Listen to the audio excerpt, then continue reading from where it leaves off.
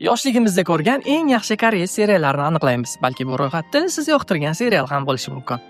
5-o'rin. Dengiz hukmdori. Qullikdan toki dengiz admiralligigacha bo'lgan jangbog'ning hayot ko'rsatib berilgan ajoyib serial. Bu yerda ham sevgi uchburchagi bor edi.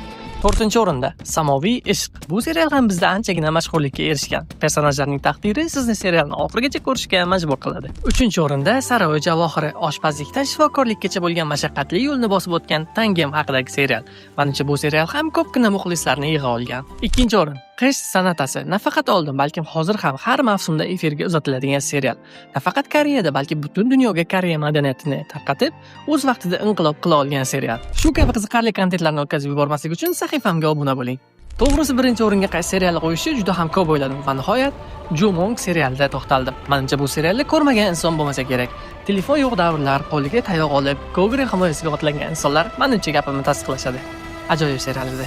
Eng yoqtirgan koreys serialingiz qaysi? Kommentariyada yozib qoldiring. Balkim orasida biz ko'rmagan seriallar ham bo'lishi mumkin.